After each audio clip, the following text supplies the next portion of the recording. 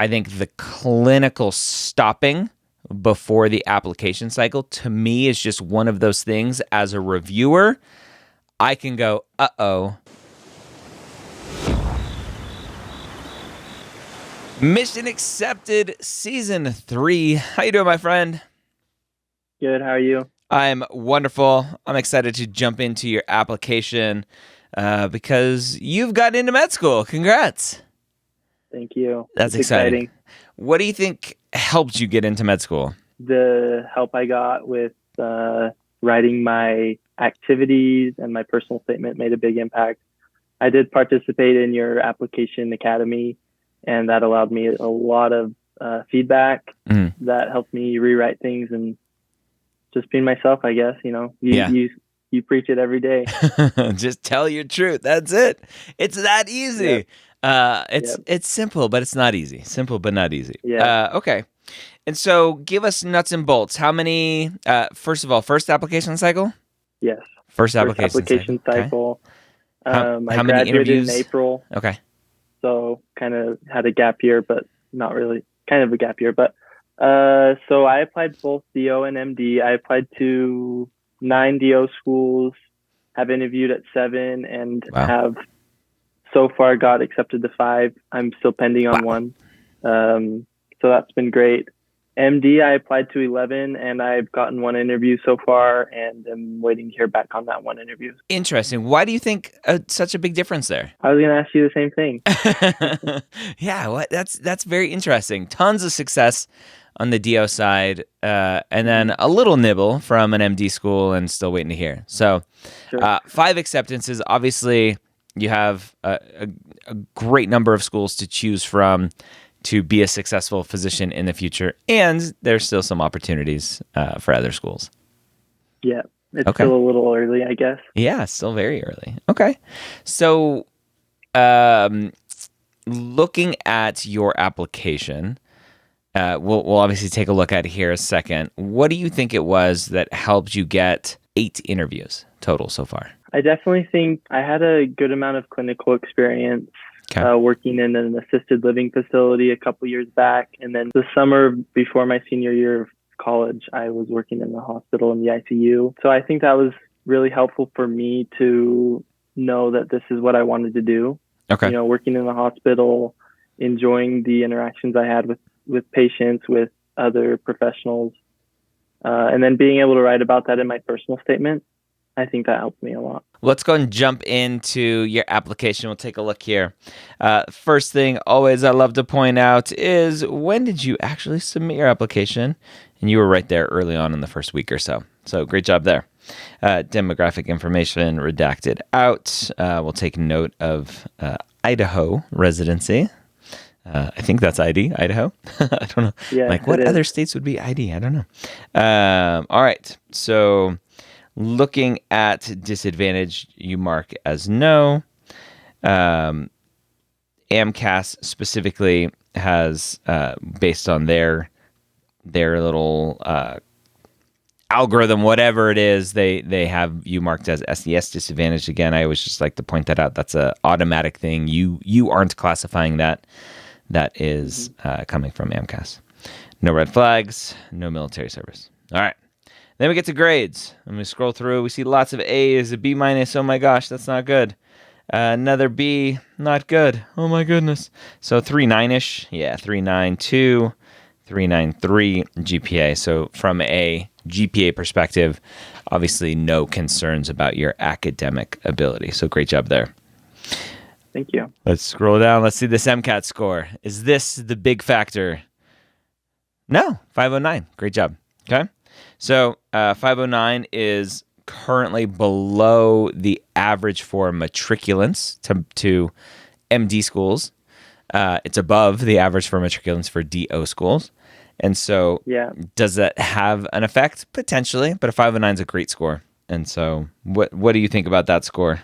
Obviously, with it being below the average for matriculation into MD schools, that was on my mind. Yeah.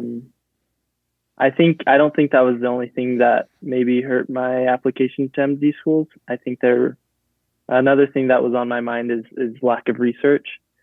But I don't know. I mean, I know you talk about research being overrated, Yeah. All right. but I wasn't too worried about it. Yeah. I knew with that school I could have success, and I did. So Why'd you take it so early? my kind of thought process of taking it this summer before applying was just to kind of have it out of the way. Yeah. I had some time. I'd started working in the hospital, but other than that, I wasn't really doing anything else during the summer. That spring, I only took like 2 classes at school, so I was taking 2 classes on campus and studying. And I kind of wanted to get it out of the way so I could focus on all the other things as far as like writing my personal statement and getting my activity descriptions ready to submit. Do you think that hurt you in the end, potentially, for getting more acceptances because 8 interviews isn't enough? I don't know. I wasn't really sure if there was a bias against that, but maybe there is. A bias against taking it early? No, Yeah. I mean specifically in preparation. If you took it in like January, could you have prepared maybe a little bit better? Did you shortcut some preparation to take it early? I don't think I did. Okay. I felt like I had lots of time to prepare. When I was taking it, I ended up postponing my date back because I was planning on taking it in June, and I ended up taking it in August. And when I postponed it, I stopped studying for like a little bit. And Okay. I think that is what hurt my score. But Okay. that was just a personal thing. It had nothing to do with the time I had. Okay. MCAT score is there. All right. So let's take a look at activities. We have not medical clinical starting off here. And again, just a reminder for people, the PDF of AMCAS is based on the start date. It's all organized by start date there. So this was the newest thing that you had started, so that's why it's at the top. So just a random note there. So I'll zoom in a little bit so we can show. So clinical volunteer, not medical clinical. Did you misclassify that? No, I was working at a clinic, but a lot of the stuff I did was going out into the community, providing water for schools, clean water, and I mean, I was interacting with healthcare professionals. I shadowed a little bit, Yep. like 1 or 2 days with some doctors down there. Okay. But a lot of it was helping out around the clinic. You know, they also a program they have is like a gardening to provide fresh food for people in the communities out there. So I helped there, and so I don't think that's why I didn't classify it as medical. Yeah, makes complete sense. All right, so as we went through Application Academy, we talk about numbers. Like numbers are great to show impact, and so 2 clinics, 3 restaurants, 20 families, 8 schools. Delivering to elementary and middle schools in the area was one of my favorite parts. Awesome. And then seeing the children. So wonderful, wonderful. All right. So first one right off the bat. This looks, just at a glance, I wonder, this looks like it's not near 700 characters. It looks a little bit shorter, maybe closer to 600. Would you agree? Maybe? I'm not sure. Okay. Maybe. It Maybe just was looks, a little short. wait, 1, 2, 3, 4, 5, 6 lines there. 1, 2, 3, 4, 5. There's 6. And a short 6 line. Okay, maybe. Well, yeah. Anyway, random. It just eyeballing it. I'm like, at a glance. Yeah, it just looks a little light, but that's all right. Yeah. All right. So paid clinical, patient care technician. So PCT, looks like for about a year, 20-ish hours a week or so for 1,300 hours. So looking at your writing right off the bat is, right, my heart pounded as I started compressions on a patient named John. So putting in quotes saying, hey, this is a pseudonym. Wonderful. First week working in the ICU as a PCT, I'd never done anything like this. So a lot of students will go, as a PCT, my job is to do X, Y, and Z. And obviously in Application Academy, it's like, let's try to stay away from just basic job descriptions. So we come in with, right, heart pounding, really helping the reader get engaged with what's going on here. And that's awesome. So BLS training, you'd finished a few weeks earlier, came to mind as we focused on to compress hard and fast enough, right? Staying alive in your head, going to the beat. Yeah. And then some visuals here, some sounds, right? Rib cage crunching. Several minutes of organized chaos. John was pronounced dead. So we have not the best start to the day here. Yeah. So, but great visual. What's going on here, and then we go to being a sitter a little bit here, and another patient experience here. You're showing yourself. This is a great way to show yourself, right? Placing my hand on her arm. Love it, right? You're able to show that interaction, show you with her. Seeing the fear on her face as she wished she could be home with her family, assured her we were doing all we could. So great job here.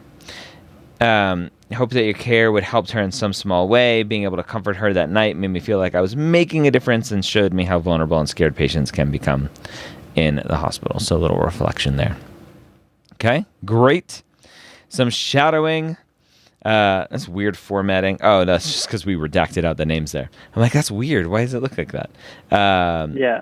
So again, this is new for this year with completed date, anticipated date of hours. So that's great. It balances that out, and then all of the hours here. Hey, I know that guy.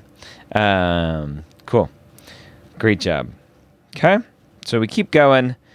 Medical clinical caretaker here, and working 150 hours. Wonderful. And then again, going to a patient's story. And what are you doing here? John likes sharing stories about his late wife or grown children. So you're just showing human compassion, human interaction during these, instead of saying, as a caretaker, I do X, Y, and Z. So again, there's no right and wrong. And here's why I just think this is the right way, because it just connects human to human. Their stories would remind me of how important it is to cherish every moment. Yes. Every time my wife walks out the door, no matter, she's just running to the corner to get something at Walgreens, I'm like, you have to give me a kiss goodbye, because you never know. You never know. You never know, unfortunately. All right. Paid employment, not medical clinical, door-to-door sales. All right. So completed dates. Talk to me why you split it up like this. Because it was a summer job. So I did it the summer of 2019 from April till August, and then the summer of 2020 from May till August. Okay. Yeah, it's very common for students to do summer jobs like that. I think, I don't know, I always worry. I heard it once, and I just always worry that the school doesn't see this second date for some random bug. And so they only see 850 hours. I'm like, is it really that bad if you just did 419 to 820, 1,650 hours? Right? I'm like, yeah. Is it misleading? I don't know. Anyway. All right, so door-to-door salesman, you mark this as most meaningful. How dare you mark a non-clinical job, non-shadowing, non-research, most meaningful? Talk about, and I say that in jest, talk about why you mark this as most meaningful. I marked it as most meaningful because I felt like it impacted me as an individual a lot. Yeah. Being out there on the doors, talking to people, getting rejected by a lot of people, doors slammed in my face. Like it was a big part of my experience during the last 4 years of my life. So I think it helped me become the person I am today, especially as far as like communication skills. Yep. I think it helped me develop a lot. Yeah. So, and I enjoyed it. Okay. I mean, it was hard, but I enjoyed it. Yeah. A lot. Aptive Environmental. You selling solar panels? It's pest control. Oh, pest control. All right. And I don't know. I just saw environmental. I'm like, ooh, solar panels are good for the environment. All right. Selling pest control. So I love sales. I love the sales process. I think like when I was in college, I did this very stereotypical Cutco knives sales job. The skill of trying to influence someone to buy something, I think is such a fun craft to learn. And I think that everyone sells in their job. And as a physician, you're selling patients on treatment, on surgery, on lifestyle changes, on all this stuff. And the sales process is so important in that. Like, let me understand who you are as a person. Let me understand what your motivations are. And then let me try to help you understand why my solution is the best solution, right? And obviously, you're not, quote unquote, selling something as a physician unless you're doing like cosmetic surgery. Then, yeah, you're selling. But you're trying to convince someone to change something, whether it's take a medication, whether it's have surgery to fix something, whether it's lifestyle changes. That's a sales process. So I love students who have sales backgrounds. It's awesome. Again, this is a great one. These kind of non-clinical jobs, it's really good to highlight numbers, or really easy to highlight numbers to show impact. And I love the visual here, right? Getting yelled at or have a door slammed in your face. Moving past rejection, approaching every door with a positive attitude. Obviously, you're writing these things to show who you are, to show your attitude, to show perseverance, to show communication style, to show whatever, without needing to say, I know that as a physician, I'm going to have to face patients who aren't going to be happy, who may not want whatever, right? You don't need to do that. I think it comes across perfectly the way it is. And then continue working, find success. So perseverance there. Great. And then we get into story early Saturday morning, already hot and sticky. Didn't usually work on weekends. This one was different. And you're competing for prizes, and an Apple Watch was on the line. Hold up your wrist. Are you wearing an Apple Watch? I'm not. I don't have it on right now. Oh, did you win it? Did you win it? All right. I did. I have it in my bedroom. Nice. I was getting ahead of myself. All right. So headed towards a house, contacted earlier, hoping to find the husband at home, trying to go through this. Why focus on this specific story here? I just felt like it was a good story showing, who I was and how things can motivate me to have success. Yeah. Because like I told in the story, I was really the only one knocking that day with the team of guys I worked with. Yeah. And it turned out in a good way, and it made me feel really good about myself. So it was something that boosted me up, and thinking back, it's like, I did that and I had success. And that's the takeaway, right? I knew I'd given all of myself to reach my goal, and it had paid off. Notice how you didn't try to sell. And I know that as a physician, I'm going to have to give my all, and I'm ready to. And you don't have to do that. This is a great little story. It's a fun story. I think a lot of people can resonate with this, either on the same side as you, being a salesperson, a door-to-door salesperson, or being on the receiving end, right? Most people don't like the knock on the door. It's like, it's so funny how we've in just a short amount of time as a society, like, we don't like knocks on the door.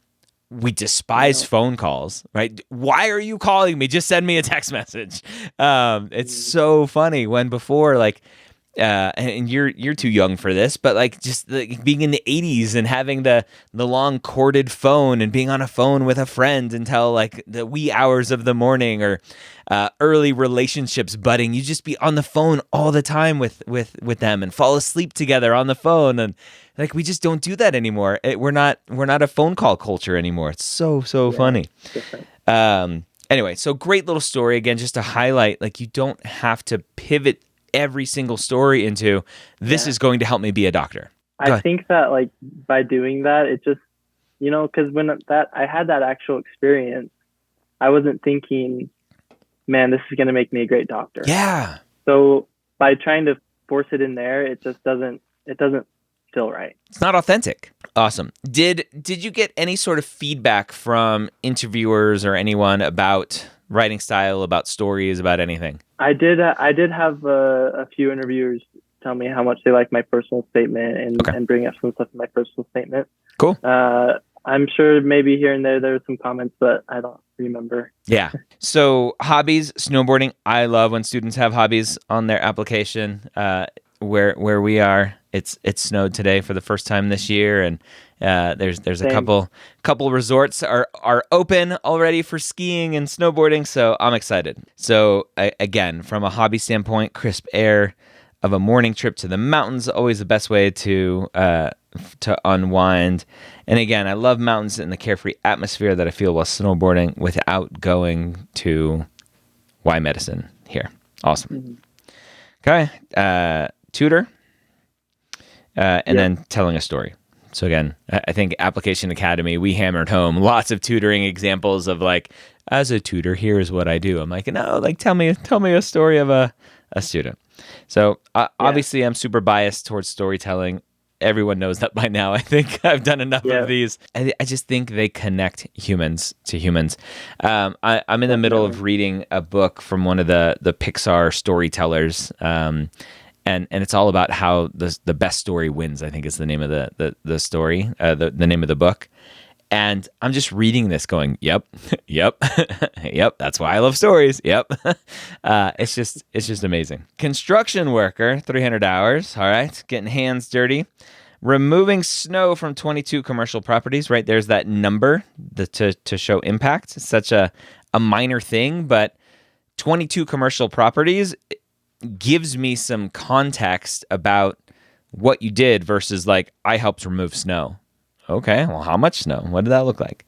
And so it just gives more context. It helps me picture things a little bit better. All right, and then this is the accident. I remember reading this one in Application Academy about the accident going on, and that's okay, Yeah. right?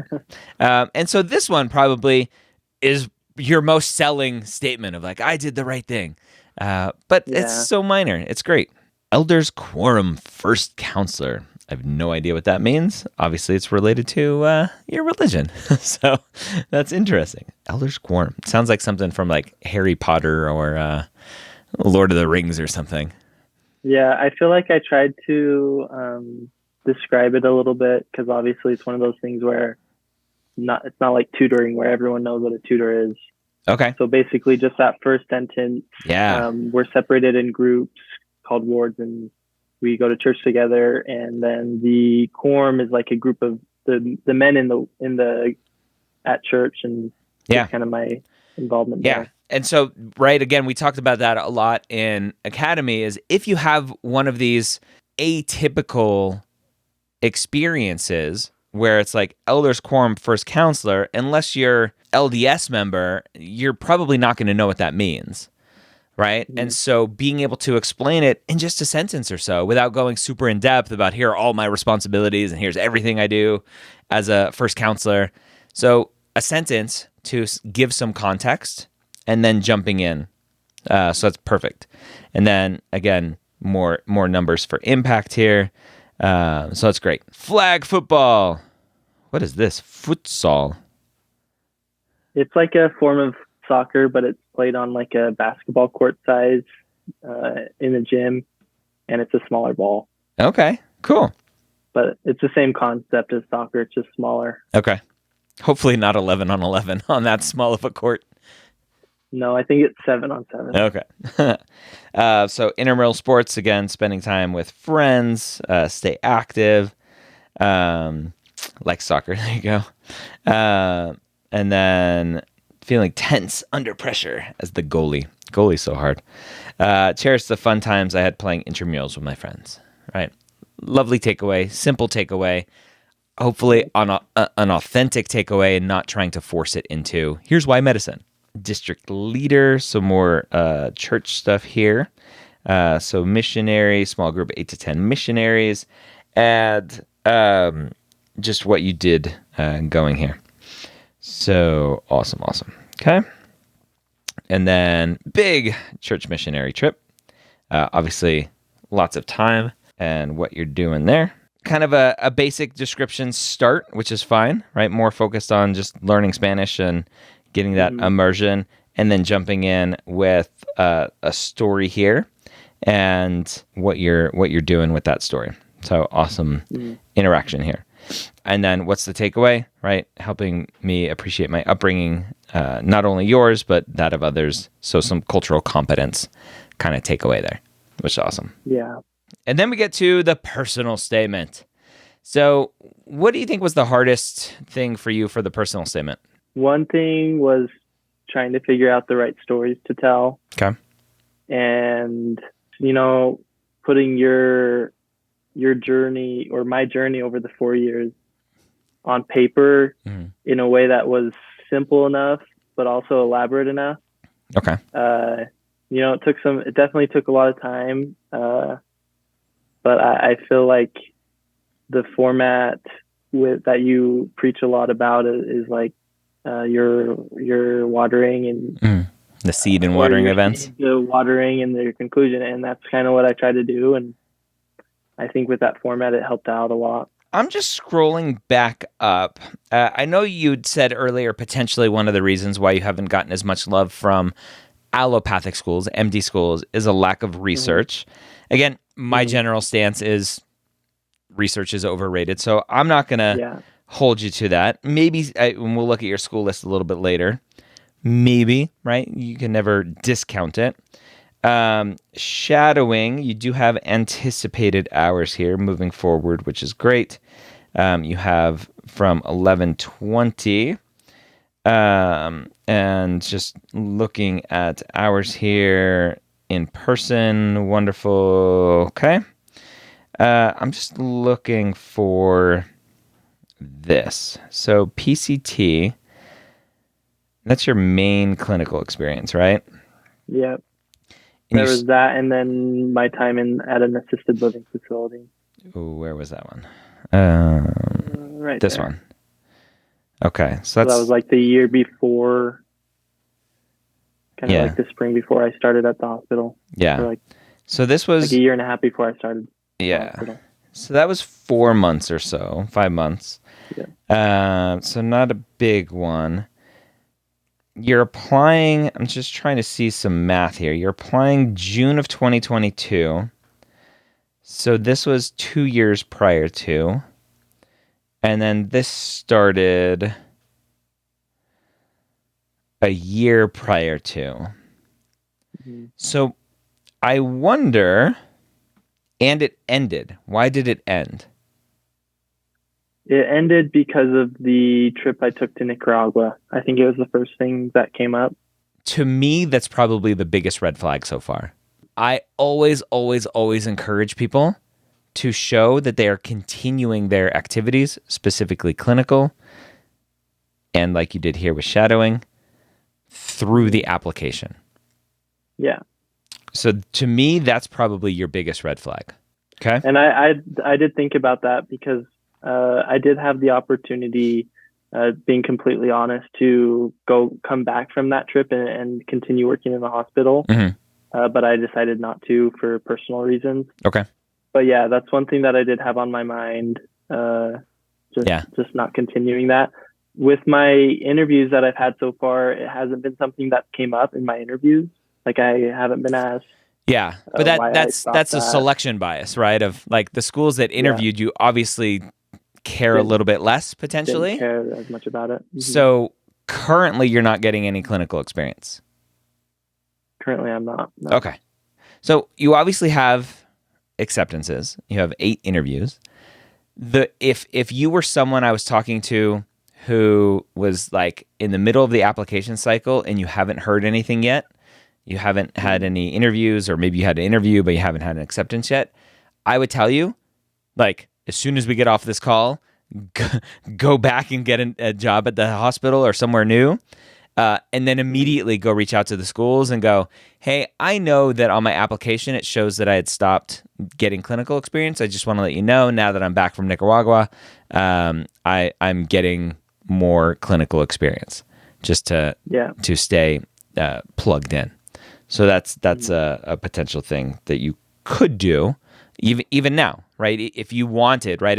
If your number one choice schools is not reaching out to you yet, it could be because of that, right? Well, we never know specifically, but Yeah. there's really nothing else in your application that I'm like, ooh, that's not good. One thing that I am working on doing is volunteering with the Red Cross of Idaho Okay. as like a disaster action team member. Basically, if someone's house floods or burns in like a home fire, we go out there and meet with them and provide usually financial support. Yeah.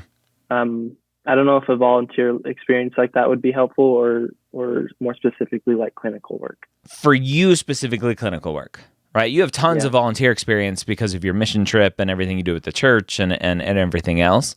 Mhm.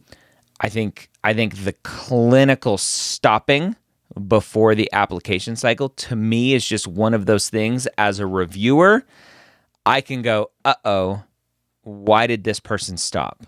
Are they truly invested or are they not? And sometimes I get some flack for saying that, of like, Dr. Gray, not everyone's privileged enough to get clinical experience all the time, every time, whatever. But just looking at your activities, right? I don't even see work. I like, if you're not getting clinical experience because you have a non-clinical job that's helping you pay bills, I don't see anything other than, cool, I'm done. I'm gonna go take a break. And we're allowed to take breaks. I'm not saying you have to go get an 80-hour a week job in a clinical experience, but that's just one potential way to see this application as an issue for some of the schools that maybe you were like, why isn't this school reaching back out? I could have sworn I was going to get something from this school. So we get to the personal statement. Never would I have imagined something so small being able to impact my life so much. Fantastic hook, right? I'm already in. Like, what is it? What is it? Tell me. So that's fantastic. All right. An ingrown toenail. Oh, gross, man. We gotta talk about toes. Oh, man. All right. Ingrown toenails are so weird. Like, why do they happen? And why do they hurt so darn much? I don't know. Yeah. It did impact my life a lot. It was really painful. Oh, it's terrible. So you're seeing a podiatrist. I remember reading this in academy. So walking out of the office, a weight was lifted off my chest, right? You get this help. Calmed your nerves, remained at the forefront of your mind as you went home that day. And you're like, hey, how can I potentially help as in a similar way? So the one potential addition here that I would have added is a little bit of context. I don't see age here. Like, was this 1 month ago? Was this 1 year ago? Was this when you were 5? Yeah. So potentially a little bit of context there. So obviously that's your seed paragraph. Makes perfect sense. Great opening hook. And then talking about dirty toenails.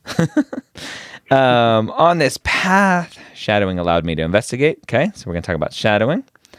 And you're talking about John here. You're going through talking about John. You're shadowing physicians. I know we talked about this a bunch in academy. I'll just highlight it here. For me, shadowing, if we can avoid it, leave it off for the personal statement because it's a little bit less impactful.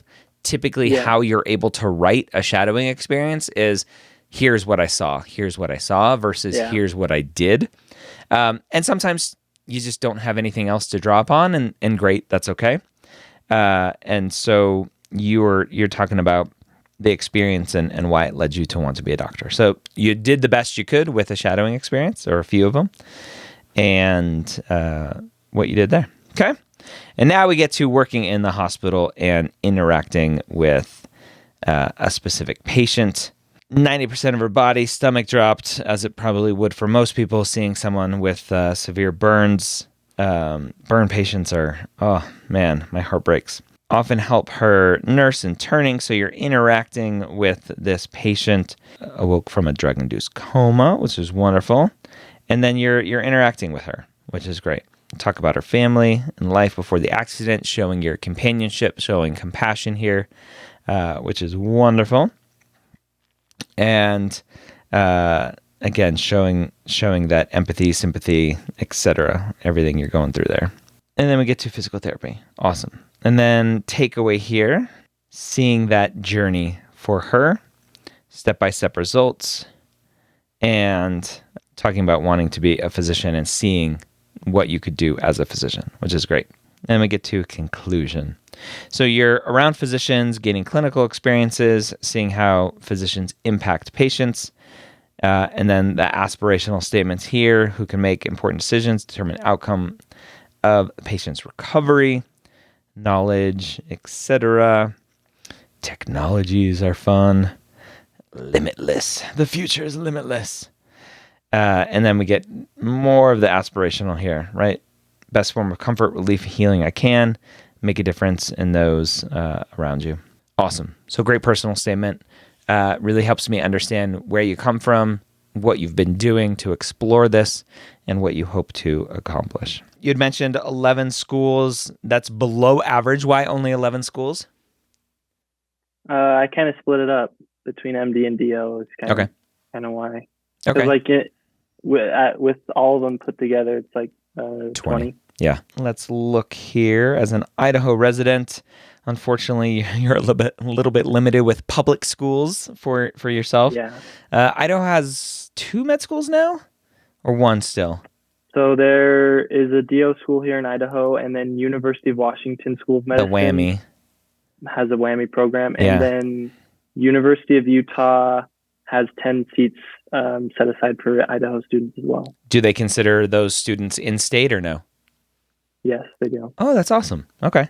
And Colorado, I think, used to have some arrangements for Idaho and like Wyoming and stuff, but I don't think they do that anymore. So Utah does. That's great. So obviously Washington on here is, it looks like the only, well, Wisconsin's a public.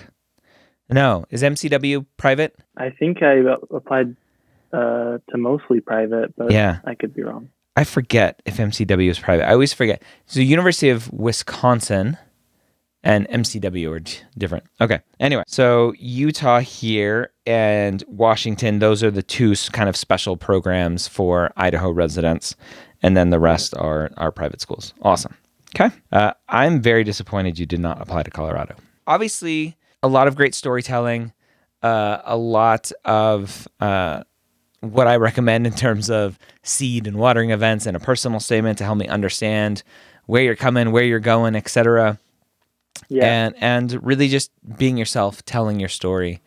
And it paid off for 8 interviews, which is fantastic. 5 acceptances so far.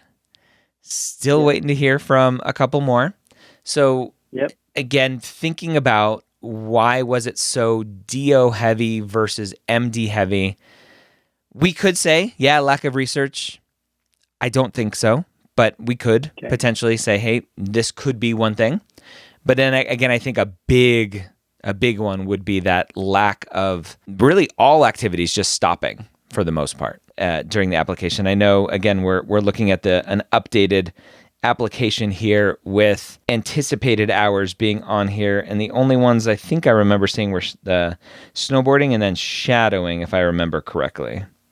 Yeah, shadowing, and everything else had stopped. So to me, those kind of 2 things: research maybe, but more so potentially the activity stopping. And do you think even now it would still be a good time to try to find some clinical stuff and update? I would, I would. If there's still, like, if Utah is one that you're still gunning for, congrats. Thank you. If someone's thinking about Application Academy, what would you tell them? Tell them to do it. Let me hear your sales pitch. Let me hear your sales skills.